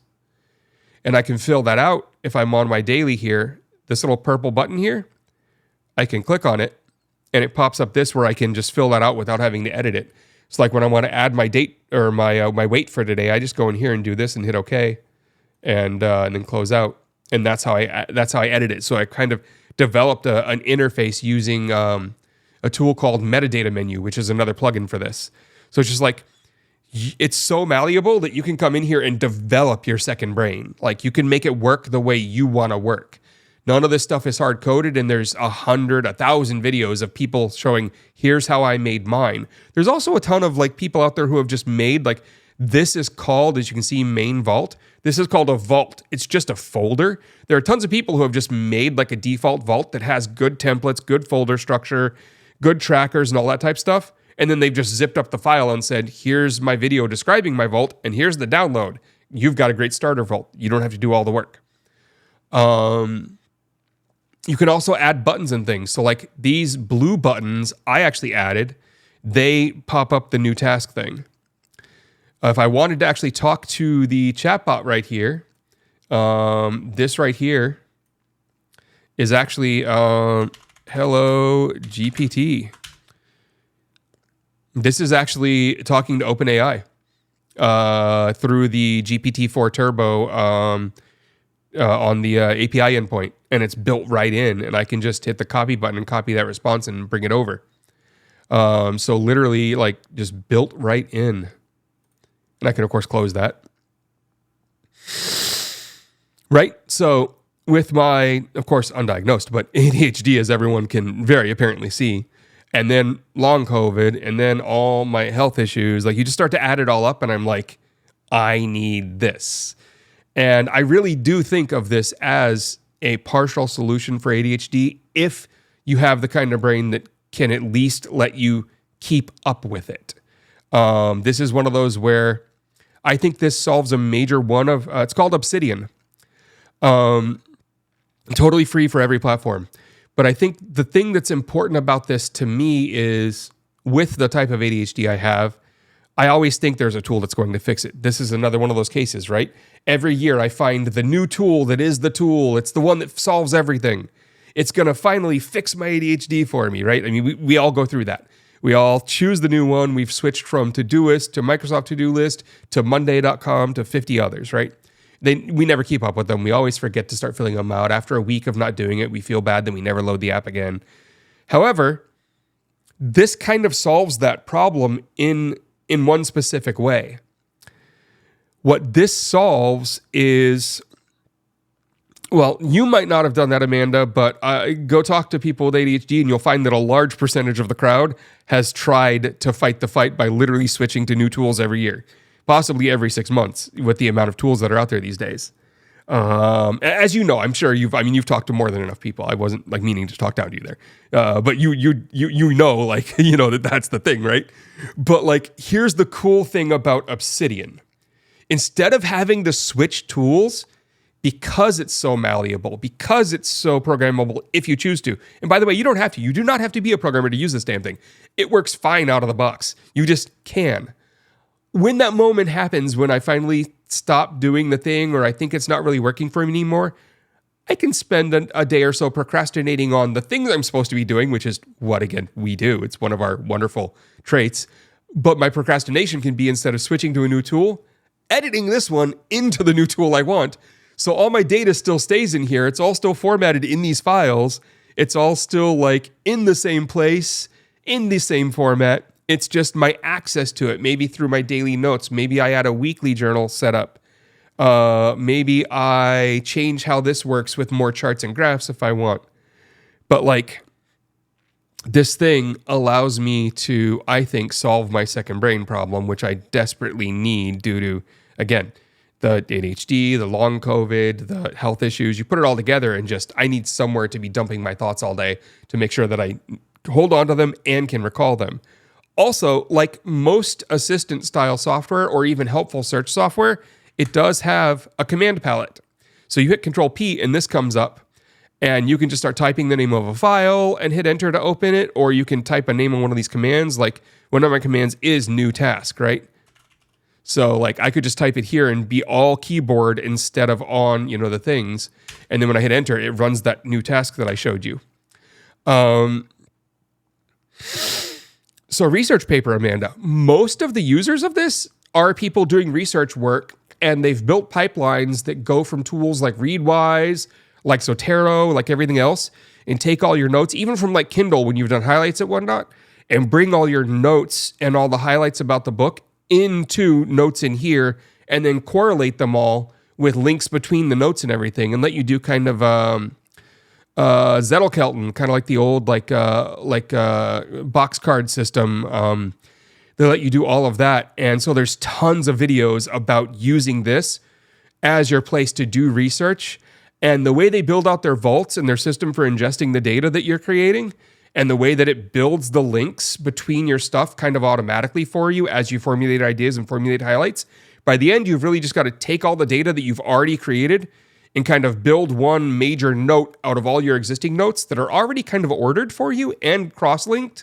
So like you're really just kind of putting it all together and it's already there for you in a way where it's much simpler to put it together. Yeah, this is exactly what I'm using it for, Jeff. I'm going to use it for my habit tracker, for my task tracker, for my knowledge base, for all these things all in once. And again, it's just markdown files. I can edit these in Notepad if I feel like it. I can edit them in VI or Emacs if I feel like it. I don't have to be in this user interface. And it doesn't normally look this pretty. I will tell you, the theme I'm using is a theme called Border. That is not the window I wanted. I have that side of my screen kind of covered up over here. The theme I am using under appearance here is Border. You can choose between many themes. One of the cool things about Border is it has some additional look and feel stuff. And so you can apply some extra fun pieces. And so once I made it look the way I wanted, which was this pretty background and all this, I just had to apply like a box of CSS to it. And it actually does allow you to style all of this with CSS. So if you actually know CSS, you can go into the settings here and you can go to appearance and then go down to custom snippets and open your CSS folder. And then I've got two snippets right now, and they're one named custom.css and one named dbfolder.css. And you can change like the size of your H1s and H2s and H3s, the colors of links. You can just change all of that type of stuff if you feel like it. Again, you don't have to do any of that for this to be fully usable. And most of the tutorials don't even walk you through doing all of that extra junk that I've done. I have a problem where if the app isn't pretty, I don't go back to it because, you know, there's something wrong with me. So I had to make it look good. I had to make it cool. One of the other cool things, and I think you'll like this one too, Amanda, is there are entire like hour to 2 hour long course videos on YouTube about using this as a novel writer. And then there's integrations with a lot of the systems that help like fantasy writers like, do world building and whatnot, where it'll bring in like some of the stuff you've done with those APIs and whatnot. And so people using this to actually come up with like full novels and like do world building and all that. And that's kind of cool too. So I don't know. This thing is just amazing. Everyone's been telling me about this for like 2 years, and I've just totally ignored it because I didn't think I needed it. And now that I have it, I don't know really what I was doing without it. Day one, once I had my folder structure basically figured out, which you can do however you want, so I did exactly how I wanted. I didn't find anyone with this exact folder structure. This I came up with on my own. Once I had it, I then did the thing that I had to do, which was there is no commercial version. What you get if you pay them is you can pay them $25, which is a one-time donation just to be cool. They're asking for it if you want to play nice. That puts you in the beta channel, so you get the newest versions quicker. I mean, it's nice to do because they deserve it for what they've done. $25, who cares, right? But it literally gets you like 3 weeks into the future. Like you 3 weeks. That's all you're really getting. Their betas come out quick. But you can pay them for sync, which is the thing that synchronizes it across all of your stuff. So this plugin right here, Sync, which I have connected to my Revolt Vault, which is named Main Vault, which is the one that can sync across them all. And you can view like the sync activity. You can actually like view it synchronizing all the files here if you wanted to watch it when it's doing it. You can do all kinds of things like synchronizing images and all the other stuff that might happen, like if you bring in a web article or something. So you can pay them for the syncing, which ends up being somewhere around like $10 a month. And you can pay them all for just 1 year up in advance, and then it just works. And there's only one quirk. And it's a quirk that anyone who wants to use the synchronizing, no matter what you do to synchronize, even if you're like rolling your own and doing like rsync or something else, when you have Obsidian on other machines, like I've got it on that machine, I've got it on that machine, I've got it on my phone, when it synchronizes, it can't automatically during sync actually start up all of the new plugins and appearance settings and things like that. So you'll start it on that machine. Like if I go right over there real quick, and you'll see that it downloaded everything, and if you go into the sync view, you'll see fully synced, but you'll notice like a plugin or two that you had just installed on this machine didn't show up on that machine. What you actually have to do is you have to run it, let it sync, close real quick, reopen it, and now it opens with everything. Just that one little extra close and open, that's the only quirk it has, and it's on their roadmap of things to fix. But since I ran into it, I figured other people might run into it too. And I had to go to their Discord. Now, the one thing I will say that is super awesome, they have a very active Discord. Like, I mean, hundreds and hundreds of posts, like going by like a day. And every question I asked, no matter how technical it got, was getting answers in minutes, sometimes seconds. And they were telling me, oh, there's a plugin for that, or oh, here's the block of code you use with that plugin installed, or here's the hotkey, that isn't documented or something. Just although their hotkey system is like way, way documented, and you can hotkey anything in the entire app. So if you like hotkeys and keyboard navigation, go wild in this screen right here, and you'll never have to touch your mouse again. I mean, it's just crazy. This little checkbox thing. So this with all of my kind of things to do every day that I need to check off to see if I'm kind of staying healthy. And track my workouts and all the other stuff. This is using a plugin called DB Folder. So if I go to Community Plugins here and I browse, I'll show only the installed ones for now. And then you'll see DB Folder right here, this one. And so I click this and I install it.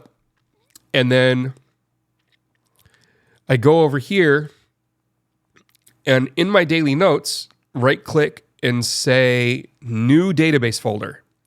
And that creates this thing, which is named Untitled at first. I renamed it to Habit Tracker, right? And it has none of these rows and none of this data until I go in and do some settings for it.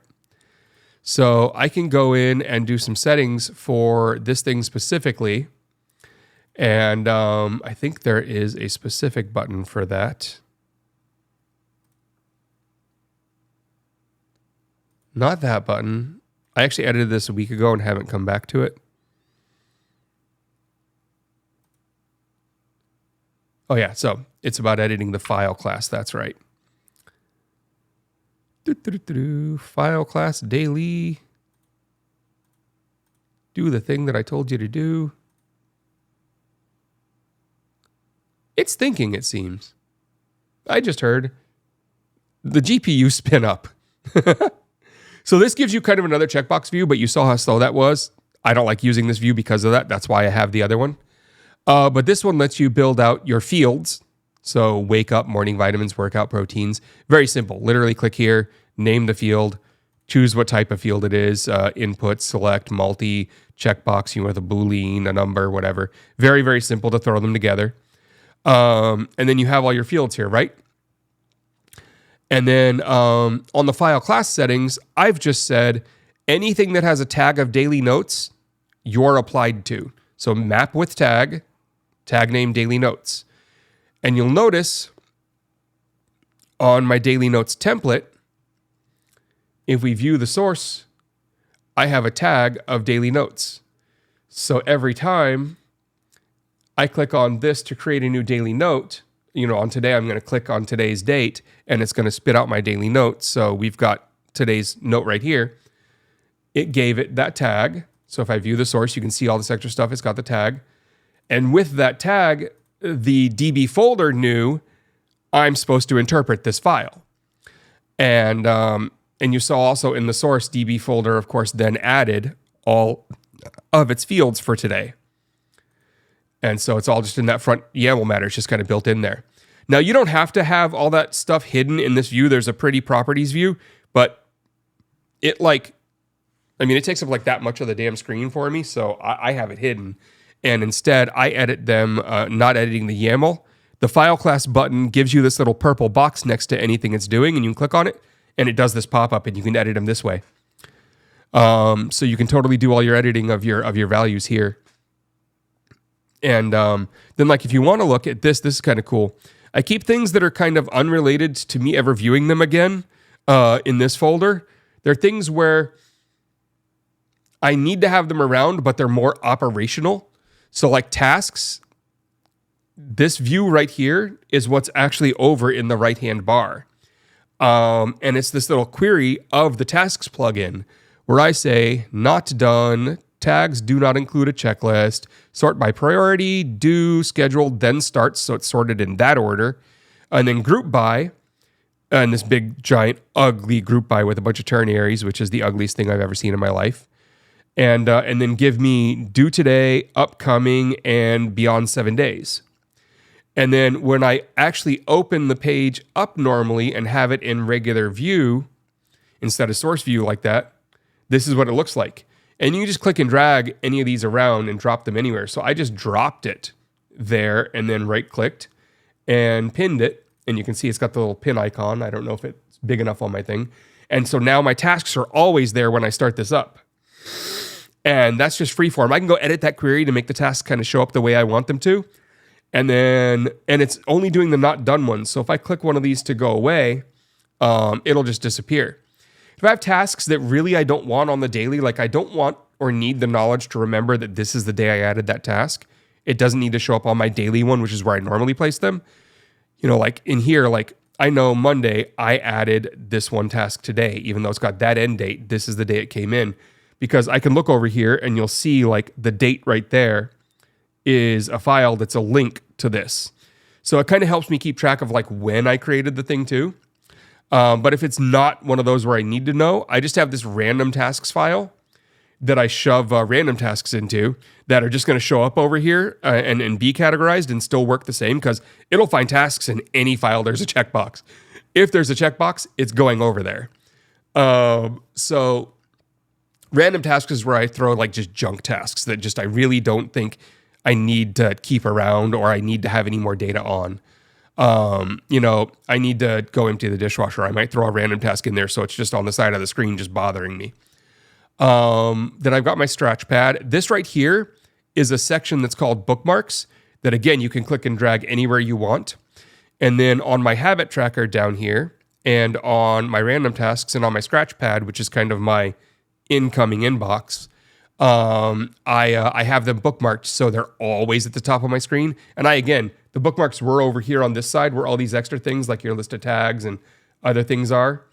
I just dragged and dropped them over here and then moved them to the top by, you can click on these icons right here or this one right here. Down here, this is my recent folders or recent files. So it just keeps a list in order of the most recent files. So if you want to go back and forth between a few files, you can just keep going down. Again, this was hiding out over here in this bar. I just dragged and dropped it down here. But it's really cool because you can kind of make whatever you want out of it.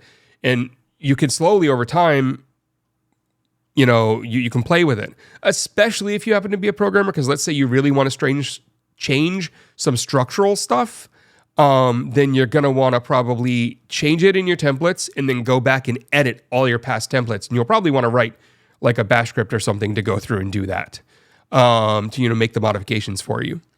There is a mass file find and replace in here. It doesn't play well with really complicated code unless you use regex on that complicated code. And by the time you're just getting into, you've then got really complicated regex that's already taking complicated code that might have regex inside of it. Your escaping and other noise is you're not going to have a fun day doing that unless for some reason that's actually how you have fun. More power to you. That's not how I have fun. I'm going to drop down to bash and use some simpler tools and simple commands to make it happen. But it's really cool. Like the power here, like look at this tasks, right? And look at this replace coming soon videos that we added, a task to, because, current day, when I hit this, a new task goes in, right? So we're again going to say, next Friday. I can also say in 2 weeks. I can natural language talk about this. So I can just go like that. And then I can say another new task. And you'll notice once I select the priority, let's say it's low priority, it popped in right under tasks there, right? That is because these are such simple files that in that command that I use, that hotkey I used is through this thing called quick add. And I have a new task in quick add. And over here, and I did it just by typing a name and hitting add choice after choosing what type. You're going to have to go through a tutorial if you want to understand that. There's a lot to this plugin. But I hit this and I come up and I say, it's capture to active file. No, not the one I've got open. Instead, capture to one formatted like this. And it allows me to use these code blocks, these variable inserters where I say date, year, date formatted like this, date formatted like that. So it gives me my daily note structure, which is year, month, and I do 01 January, 02 February, so they stay in the right order for me. And then date with the day name, so it's again easier to kind of view over here. This lets it understand that it's editing today's file in that folder because it does these variable expansions here. And then I say create file if it doesn't exist. And if you're doing that, use my daily note template. So it's smarter enough to auto-create the file if it wasn't there and use the template that I have set up for it. And then I say insert after #, tasks. And then down here, I'm telling it what to insert. The value of the task name, the value of the due date, the value of the priority. So give me a dash, open bracket, close bracket, which draws the checkbox, and then give me these three values. And then you tick that, and it makes it a command that you can attach hotkeys to. Then you go over to hotkeys, and you go down to quick, and you find your new quick add new task, and I assigned it Control-Alt-N. And now I can Control-Alt-N. It finds today's file based on all those date codes that I put in there, and under #, tasks, puts the thing. So I was able to make it put the tasks where I want it to for the way I think my head's going to work with this. This is all, of course, my first run. You guys are looking at me 3 days into having this system somewhat functional.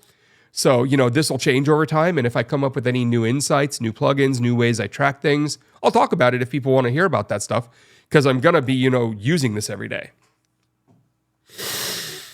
So yeah, this is the most powerful, fun tool I've seen in a while.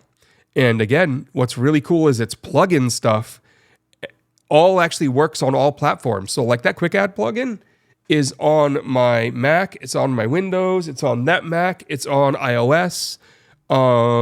It's everywhere. It's just cool.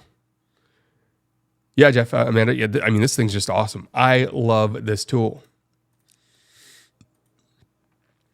Any other questions beyond just downloading the thing? I mean, you can literally go right up to YouTube and just like find a million tutorials on these things. My YouTube history, I'm sure, looks absolutely horrendous because I watch trash YouTube all the time.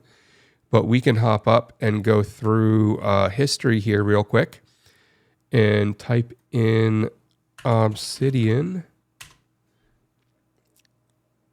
And then you'll notice I watched a ton of these things. This guy, Jonathan, makes some really good videos on it. He's where I learned some of the habit tracking stuff to build out my DB folder. This video right here, the metadata menu plugin, this is one of the ones where I learned how to do the metadata editing so I don't have to have all of those fields of my YAML data up at the top that make the habit tracker work actually visible, and instead I have the little button that has the pop-up. This one I haven't fully watched yet, but it teaches you how to use the Zettelkasten system. And it's another one of those kind of getting things done, best way to handle research notes kind of a systems for a second brain. This one teaches you how to like from scratch a whole like setup with all your own templates, everything else. This guy, Sergio, has done like 100 videos on this thing, and they're all actually really well done. He taught me how to do the charts that I'm doing. This Christian Lempra guy does tons of like reviews of the plugins. That was like 5 hours of videos I watched. Yeah, Obsidian. It's freaking awesome. And it's the first time in a good year that I felt like I think there's a system out there that might help me with the issues I'm seeing. In everything from my brain fog to all the other, memory things to just all of it, literally all of it, including just all the stuff I had before, which were, mostly like ADHD style related problems. I think this is awesome. Yes. I'm going to close it out of this screen because I want to open it in the other when I go back to my main setup. Yeah, so have fun playing around with Obsidian. If you guys want to play around with that, I'm new enough that I don't know if I'm great for questions, but by all means ask them, and I can try. Maybe, especially in the Discord or whatnot.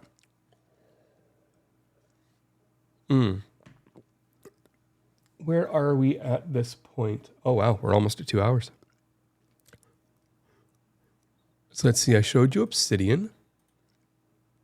I showed you good old White Rabbit. White Rabbit's awesome. This is fun to play with. So let's do something really stupid.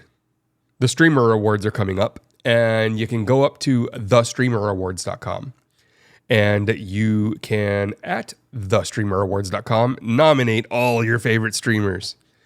And so I'm going to go through here and totally be self-serving. My favorite for best creative arts streamer is, you guessed it, fight me on that one. Best MMORPG streamer. I only know one. I don't really follow the strategy game streamers. Chess streamer, this one's obvious. Gotham Chess, good old Levi. Software and game development streamer. If you aren't following them, everyone should. Pirate Software. It's freaking awesome. Fighting game streamer. You know what? Connor Eats Pants. Yes, that's his name. And he moved to Tekken 7 from Minecraft. Best speedrunner. Curryway. My favorite. Hidden Gems. Less than 100 average right now. You know what? That's me. You know what? Let's do it. Let's be that guy, right? I'm going to be that guy. Yep. Did it. Best Battle Royale streamer. God, I don't watch don't watch any of that. I don't have one. Skip. Best FPS streamer. How the fuck do you actually spell her name? I always mess it up. Valky Ray is how you spell it. There we go. Yes. Valky Ray. That's my favorite for that. Rising Star Award. Are you ready for this? No one could have guessed what I was going to type in there. No one could have guessed. You know what? This one is also Valky Ray. Best Minecraft streamer. Oh boy. This one's Tubbo. Fight me. Best IRL streamer. I don't watch many IRL streamers, so I don't know how to vote for that one. Stream game of the year last year. It would have to have been most of last year. Like, I would say Lethal Company kind of hit the mark, but only at the very end of the year. I'm going to say only Up. That was probably the stream game of the year. Like, it was just a stream game, you know what I mean? Shared channel, what? No. Content organization, off-brand. Best streamed series. Oh God, what was a streamed series that I actually liked? Yeah, Ice Poseidon sucks.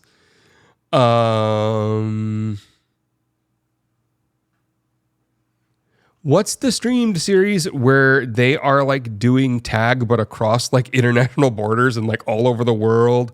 A Jet Lag. Yeah. Best streamed event, you know what? Creator, Dodgeball.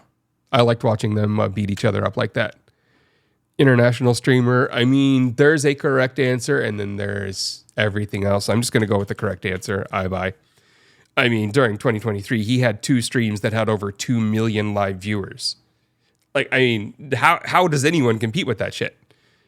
2 million live viewers on Twitch. He took Twitch offline multiple times during that stream. Like, it was insane. Breakthrough streamer of the year. Squeaks. He showed up everywhere. Best VTuber. I mean, that one is absolutely easy. Asahi Lina.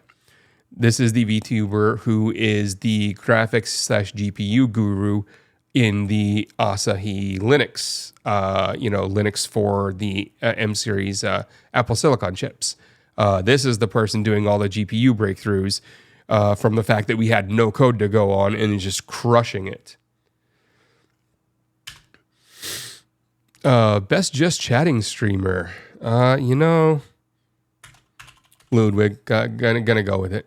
Lots of just chatting in there. Best variety streamer. Doug. What's this sapphire crap? This award recognizes a streamer who, like a sapphire, is formed against all odds. The streamer has excelled in entertaining at the highest level this past year, despite facing significant challenges in an industry where 97% of the top streamers are male. This award is dedicated to streamers who identify as female or a marginalized gender and flourish in the face of adversity. Okay. You think?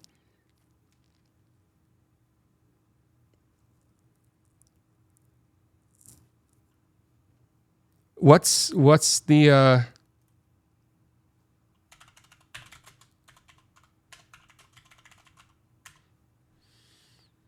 what's the username? The Emily D. Baker. We'll go with that. I'm giving the nom. But everyone can sign up. Everyone, go fill out these if you actually like this stuff. A league of their own. This streamer is a pioneer that creates one-of-a-kind content with their creativity and out-of-the-box thinking. They are a trailblazer in the streaming industry. Someone who relies on themselves for their content ideas and a generally league of their own. You know what? I'm going to go back to Doug on this one too, because all these streams where he like writes a lot of programs for like chat to interact with and play around, or the streams where they raise hundreds of thousands of dollars for the otter sanctuary, like, but then he does all kinds of cool programming tricks where, you know, it's all his own custom programming and shit. Like, that's a whole thing, and I think that's just cool. Gamer of the Year. That almost sounds insulting. Streamer who has extraordinary gaming abilities and has performed exceptionally. You know what? You know who's getting this one? I want to spell it absolutely correctly, but it is Blue Scooty. Blue Scooty's getting this one.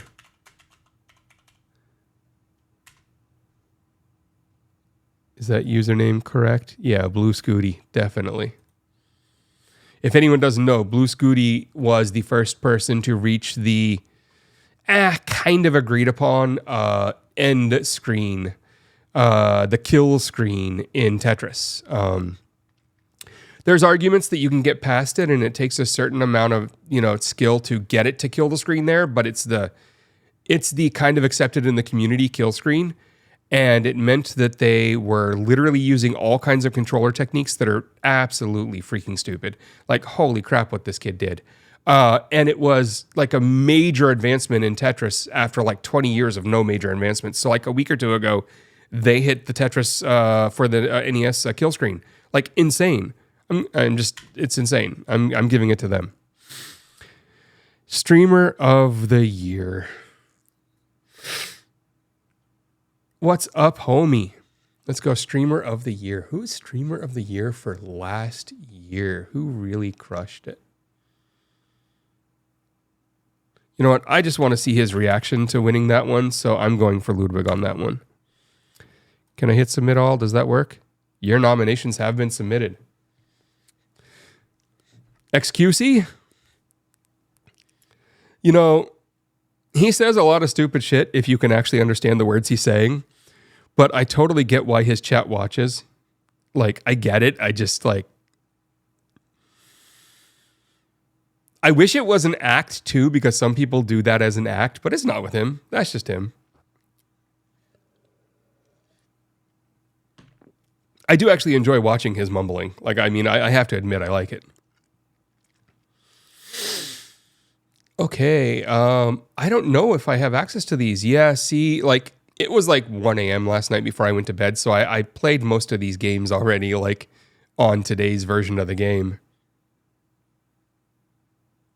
I don't think any of these games are going to be available. Yeah, I got Congo on that one. We can play Connections, though.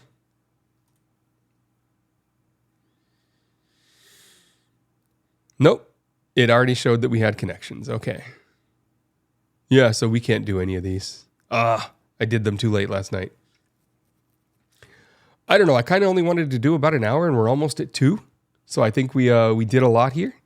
Thanks for all those subs and everything else. I wish they had specifically done what we were hoping they would do and shown the new alerts. I don't know. Maybe talking, if you have 5 minutes, you can go in there and look and see if I did anything wrong. Or if maybe like it's doing that stupid thing where they show up on my screen in the editor, but the old ones show up in yours. I don't know. Like a second set of eyes would be cool. Yeah. I mean, that covers most things. San Antonio, you showed up a little late to the stream. You're coming in at the end here. We talked about all kinds of cool stuff. But we had fun. Definitely. The last thing I want to talk to you about, you guys, or with you guys, about you guys, all that fun stuff, everyone. Like, pay attention to this fun stuff. So, I've been thinking about, wanting to go live on other platforms that require certain levels. Like TikTok requires you to have 1,000 followers, right? You've got to build those up. And so I want to get them there. And the only way to build on a lot of the platforms these days, be it Reels, Shorts, TikToks, whatever, is through, the vertical short, things. And you're going to have to be uploading like daily to get them to really get traction. So I had this thought, and I'm working it out with a friend of mine. that I might want to switch up how my daily routine works. And every morning in the morning, wake up and do like an 8 a.m. to 9 a.m., like 1 hour, going over like today's news and shit. And then right when I'm done, kick off the video towards Opus Clips, the AI tool I use to make, to automatically like rip out shorts out of it, which will take hours of work out of my hands. It takes about an hour for it to process. I'll start doing my morning workout like I would normally have done already. And I'll do that while Opus is processing. And then when I'm done with my workout and shower, everything, I can come over and it's still like 11 o'clock before noon. And I'm uploading 3, 4, maybe 5, like good shorts for today that are relevant today by noon that are out there to catch on to the algorithm today. And I could do that like every morning on the weekdays.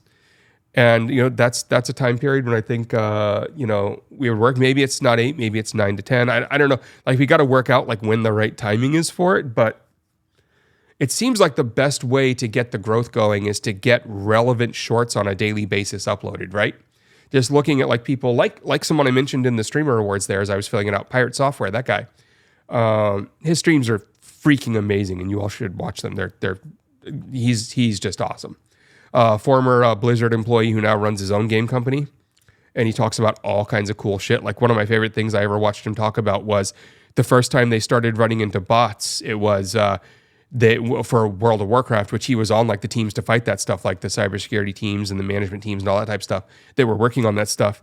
He was very specific about the bots were being used to do long travel for people, so they didn't have to travel between this location and that so the bot would do the walking for you, right? And they wanted to ban all the bots. And one of their devs came up with the genius idea that the bots were still stupid and didn't have any kind of path tracing or pathfinding. So on all the major pathways where you might be able to walk a straight line between two locations of importance, they just threw a big rock. And they would do it all at once. They'd throw, boom, a big rock. And then they would have an admin fly around to all those big rocks, and anyone who's just sitting there walking into the rock like they're trying to go through it, they banned all those people who were up against the rock. And so he just like talks about all those cool little stories from the inside there, and also all the cool stories about actually running his own game company and how he's doing it without like, introducing like Skinner boxes and all the other horrible like gambling shit and everything else. So I love his streams, but he's blowing up because he's putting out quality shorts every day, many of them. And so I think that might be the way we go. I don't want to sit here and promise that I have that in me. What I want to say is that's what we're going to try. To make it work, I need to wake up to kind of a news briefing like anyone else would. Like when you look at people like a Hassan or any of those people, they actually have paid assistants. They have paid employees and other people on their teams that help them put together notes, news, things they should talk about, general topics, everything else. And I love Hacker News and Hack Read and all those. They're on my list. So I can't afford, of course, to have 4 or 5 employees like helping me run my channel and do all my uploading and editing and doing my notes with me and finding the latest news with me early in the morning. So I'm talking to a friend or a couple of friends actually, about the idea of building an AI chain using a tool called LangChain, where we could have an RSS feed built on top of all of the RSSs that I might like, Hacker News, Slashdot, New York Times, name it, like there's like 20 of them, right? And it would read in all the stories and then do AI summaries of them, so 4 or 5 bullet points, and then build me like a web interface where I could up or downvote. If I downvote, they disappear, but it also learns from the downvoting not to show me that again. After a certain amount of time, it's not just going to one and done with that type of content, but it'll learn over time through what's called RHLF style training, human, training there to reinforced human something, but RHLF, to only show me the articles that I like. The upvoted ones will get upvoted and also stay. So it'll get the positive signal too. And then the ones that have stayed, those are the ones I quickly read and then we talk about. And we go over and we bring up the real articles and all that fun stuff. But getting the pipeline together that will build that kind of a tool out for me, we looked at it and it looks like if we were using one of the good AI summarizer tools that can actually do document understanding, GPT-4 does an okay job. A couple of the custom GPTs on top of it do an okay job. But there is a slightly less expensive one on Bard, on Bard called Document something, but it's a document understander. And you feed it a web link, a PDF or whatever, and it will understand and summarize it for you down to the size and kind of intelligence level you say. So I can, ELI 5 bullet points from this link on every one of them. And then it'll give me like the bulleted points I want to understand and then return that back into some kind of local database on like a $5 Dropbox, right? And we did the math out, and we think for under $100 a month, we can have this tool and this VPS running. And that would be the cost of all the queries and everything else. And I just think that's a neat idea, like building my stream assistant into an AI to do the work for me. It won't be obviously as good early on as a real human would be, but I can't afford a real human. So like, this is where we're starting, right? I don't want this to be a replacement for a human. Like, say we blow this stream up and this works, at some point, maybe that becomes a SaaS product or something. Like, we've had some thoughts about some other features, which I won't talk about because maybe we do productize it. There could be other people who want this, and we could generate like models that like help like different types of streamers and everything. But I would want to, once it's big enough, actually have a couple of humans doing, all this helpful work for me. Who knows if we ever get there? This could just remain a hobby. But with it, I think I could actually do the morning streams. So I should have tomorrow or the next day, depending on how they kind of work together, a write-up on... I've looked for it. I haven't, like, even look at this in my toolbar right here, Best AI Tools. This thing stays up to date with all of the latest tools, and they're all categorized, and it's crazy. I keep up with every new tool. One that does specifically what I want doesn't exist yet. And if anyone actually wants that URL, it's just supertools.therundown.ai. And I'll paste that in if anyone wants to kind of look at the sheer number of tools there. But let's hydrate a little. But I don't think I can start that this week, obviously. I mean, one, I think I want the tool, although I can start without the tool. I can do a little prep work my own and just kind of it'll be a little slower in the first part. But you can tell I'm hydrating an extra lot more than I usually do. And my voice is kind of cracking and I'm still having some breathing troubles. So, and my follow-up appointment's on Wednesday. So I've still got a few more days of recovery, I think, before I feel up to trying this one. But I want to try this one. So I guess what I'm saying is I would like to, late next week, maybe somewhere around that range, start doing morning daily ones. I don't think that's going to interfere with the night ones on like Thursdays with Mac and things like that. And a random weekend one here or there for some game streaming and shit like that. But the morning ones and then the shorts afterward will probably be how we drive a lot of actual, viewership and new subs and all that on all the other platforms. And then that'll let me have the ability to go live on all those other platforms. So that is the plan. I would love to hear, what people think about that. If anyone has any ideas, whether it's in the chat here right now before we go, or whether it's, thoughts later in the Discord. I'm very open to ideas around like this plan. But generally, I think the AI tool helping, as long as I feed it a good list of, RSSs up front. And then past that, doing the morning, at the end of the stream, dumping it. I mean, the first thing you have to do for Opus is you have to upload it to YouTube. So you upload it unlisted because I'm going to upload the vertical one that this is already doing. I'm going to upload that. Once it's done processing the HD, which is always the thing you're waiting for, right? So it could take it half an hour, it could take it 2 hours to process. Once YouTube's done processing, it'll be unlisted and no one will be able to see it, but I can paste that link into Opus, and Opus will be able to see it because unlisted does mean I can still share the link. And so Opus will be able to go through and pull out 4 or 5 clips. Again, it takes about an hour. So what I'm thinking is if I did an hour and a half, and then I posted it up, by the time I'm done with stream and it's all done and I have clips ready to upload, it'll be about noon. That means I fit my workout in the mornings, I fit all my wake up routine in the mornings, all my exercise I need to get in for rebuilding my health. Plus, I've done a stream and uploaded shorts, and all before noon. That is my dream for this. That is what I want to do. That is what I'm going to attempt to do. I hope all of you can come along for that ride. I would love not only support, you guys are great at that. I really appreciate that from all of you. It's been amazing, especially restarting with kind of these smaller streams and kind of getting my feet back under me through all my health issues. But I would love any ideas. By all means, throw anything you want at me, especially in the Discord, because it'll stick around a little longer than this chat tonight. Yeah, think about it. Anything you come up with. That is that. That's our stream tonight, everyone. I don't think I have much more to talk about. I'm glad I remembered that one. I almost closed down stream without talking about that one, and that was one of the key things I wanted to talk about tonight. So, there we are. Anyone have anything else before we head off, before I go get myself kind of the second half of dinner? I did eat a little before stream, so no worries. I made sure that I kind of staggered it, little then, snack after, so I wasn't hungry through stream. Miami aliens are definitely not real, but I think it's hilarious how many people thought they were. Come on. Now you're just goading me. Yes, it is time to watch some more sports here. Awesome. Thanks, everyone. Thanks for being here. I'm going to hit the buttons that take us out of here.